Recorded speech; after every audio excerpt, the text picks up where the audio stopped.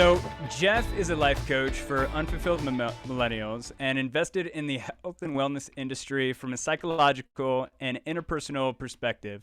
Geoff's life coaching is directed towards helping clients create an inspirational vision for their future, overcoming self-doubt, and creating a personalized game plan to their greatest health. Now, when I started hearing Geoff on podcasts, on his messaging, it was something that was very unique because you combine NLP, you combine life coaching, but also your past experience in biotech, from what I understand, and lab work and the corporate environment. So a bit more about you, because I'm excited to introduce you, my friend. From a corporate career in clinical research and biotech to a transformative life coach for millennials, Geoff helps young people to actively maximize their biggest vision of themselves through life coaching, mindset, and NLP. So, welcome to the pursuit of wealth. Hey, that was a great introduction, Johnny. Thank you. So, if I'm correct, you still live in Melbourne? Not anymore. I moved back to Perth a little while ago. The lockdown over there kind of just got me going. I just couldn't stay in the lockdown anymore. I wanted to leave. So I'm back in Perth now. Okay, I get it. So, where was home originally? It was always Perth. I went to Melbourne because I wanted to start completely fresh. And I really just wanted a new start with this life coaching. Sure. And then the day I arrived in Melbourne was the day of a never-ending lockdown. The lockdown went for about 5 months. So about halfway through, I decided, all right, it's time to go back now.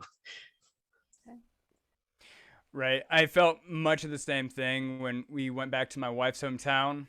And although 2020 was great, 2021, I tell you, for 6 months, complete lockdown. Most businesses were shut down. Tourism, the main industry, that was cut.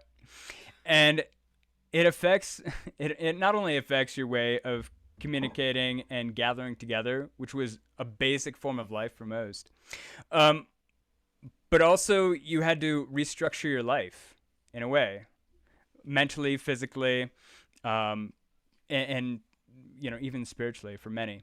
So I was hoping that you can maybe begin with that, or if there's anything else that you want to begin with, please.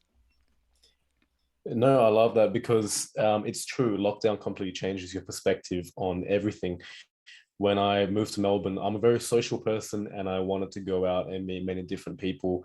And initially my coaching was planned to be in person. I never planned for it to be online. The lockdown kind of initiated the online avenue. And as I started to explore it more, I realized that's where it was happening. So I really, during this period in time, I threw myself into my work. I'm not the kind of person where I kind of just get into a rut. I'm kind of like, okay, if I have these options available, what can I do?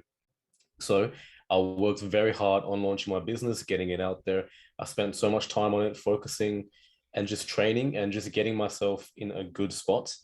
But then, not being able to socialize and not being able to actually go and do things that a normal person would do did take its toll towards the end.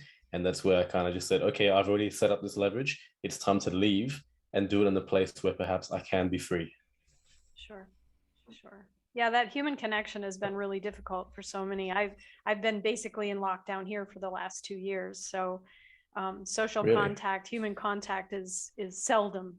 And it's been an interesting journey. So what actually got you into this in the first place, into the life coaching field? What got that started for you? Yeah, so for me, I was always unfulfilled for a very long time. So at a young age, I got into drugs and alcohol in the party scene. So it was due to things that I had not unresolved in my life. I wasn't facing issues that were present. For example, childhood issues, school issues, things that happened to me as I was growing up. The way in which I was raised was always just to kind of ignore it. It was always just to show a tough face. And I did that for a very long time. And I was unfulfilled and I followed the university path where I have 3 university degrees. I got into corporate. I worked all over the place. I've traveled. I've done a lot of things, but I was never happy for any of it. Mm-hmm. I was kind of always with a smile on my face, but I was like, wow, I just feel shit all the time. Yeah. So to me, when I got sober 2 years ago, I really started to clean myself up. I got really clear on what is it I love to do, what is it I'm good at. And ironically, I bought a life coaching course 5 years ago. I obviously never did it because I was always just going out and doing drugs and partying. But at this point in time, I founded it again and I started to do that course and invest heavily in personal development. I went to the gym, cut out friends that I was doing drugs with. I kind of just like really dialed down on the person I wanted to become. And the more I did it, the more clear it became that this is the pathway that really suited me because I was able to help other people that are struggling in the same manner in which I am, or which I was rather. That's great. And I'm curious because I'm not in the millennial generation. I'm Gen X, and I'm wondering what kind of things do you see that are different pressures and different struggles for millennials versus Gen Y or Gen X? Because I know every generation has its thing, right? The main struggles that I've seen based on the clients that I've worked with, and even with myself as well, is kind of just figuring out what to do with life. Because we've come off the back of Gen X where there was a lot more certainty. It's sort of like, you know, the pathway, right? You go to school, you go to university, you get a job. And economy was different back in the day. About 40 years ago, it was very different. You know, there was almost certainty in terms of your pathway. But as a millennial, you come into a world where this is changing. Now you're seeing the digital revolution, you're seeing Y2K, you know, you're seeing things change over time. And it's like, okay, well, this pathway of certainty that has been promised to us no longer exists by the time we're adults. What do we do now? So we end up going into unfulfilling work to get by and scrap a few dollars. And, you know, this gets you by, but I don't say happy because happy is what got me into drugs in the first place, but I say fulfilled. How fulfilled are you? Yeah. And that's where a major problem comes for a lot of millennials. Yeah. I don't know that the fulfillment part of it is unique to millennials, but I know there's a lot more pressure because it was interesting when we moved to Italy, my husband and I, 8 years ago, I came off of a 25-year corporate HR career, and I got to decide what I wanted to be when I grew up.